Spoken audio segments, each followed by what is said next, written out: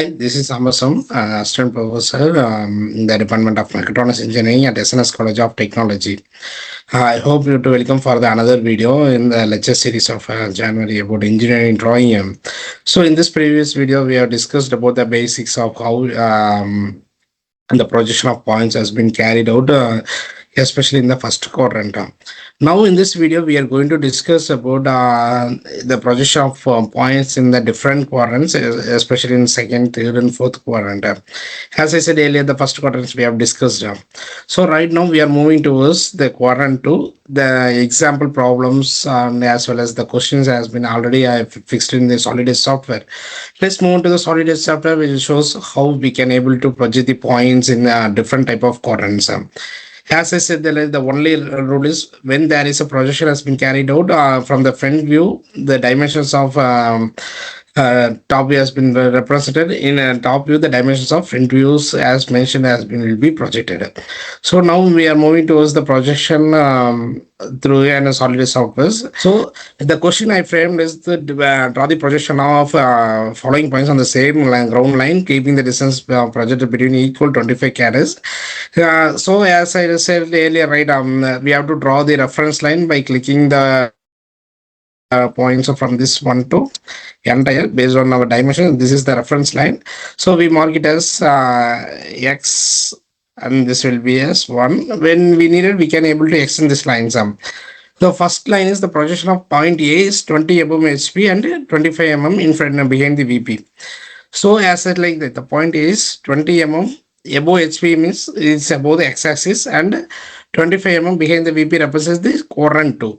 So this the projection is like this one. So the point is above 20 mm and 25 mm behind VP. So the point will be like this. From top view, we can able to the projection of point is like this. So when I see the point from this view, so the projection view is from the this vector. So this point will marked here within distance of 25 mm. So then from this view, the point will be represented as 20 mm in vertical plane. So now I like to draw the point line from this one. It is about 20 mm. So I just drawn as 20 mm and fix this point up. Similarly, the projectional point will be represented as 25 mm behind the VP. That will be represented in x-axis because of the rotation of 90 axis, right? So these points will be represented like when we rotate this one. When the second quadrant, it will get matched. Before they understood that, I like to give the point here. That size will be marked as the size of this will be marked as 2 mm because of high projection. So then this will be marked as trace lines with the low dimensions. So I just change this color for different representations. So this will be representations.